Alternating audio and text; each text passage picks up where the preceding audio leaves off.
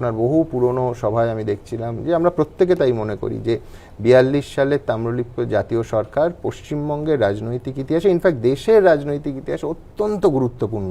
আপনি যাদের ভাবশিষ্য, সেই সতীশচন্দ্র সামন্ত, অজয় মুখোপাধ্যায়ের নাম একেবারে চিরস্মরণীয় হয়ে আছে, অথচ আজ আপনি যে দলে গেছেন সেই দলের পূর্বসূরি জনসংঘের প্রতিষ্ঠাতা শ্যামাপ্রসাদ মুখোপাধ্যায় এই 42-এর আন্দোলন নিয়ে সম্পূর্ণ ভিন্ন দৃষ্টিভঙ্গি তার ছিল। 3 মাস পর তিনি লিখছেন, আমি মনে করি না গত 3 মাসের মধ্যে যেসব অর্থহীন উচ্ছৃঙ্খলতা ও নাশকতার কাজ হয়েছে তার দ্বারা আমাদের দেশের স্বাধীনতা লাভের সহায়তা হবে। ভাবুন, অর্থহীন, উচ্ছৃঙ্খলতা এবং নাশকতামূলক কাজকর্ম 42-এর আন্দোলনকে তিনি বলছেন।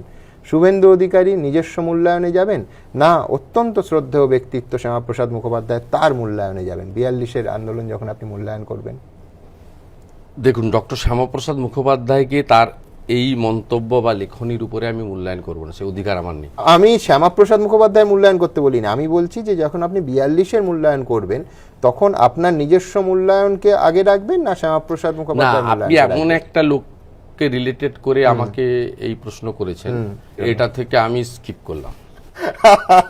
আপনার বলা প্রশ্ন করার অধিকারও আছে, আমার সরে যাওয়ার অধিকারও আছে,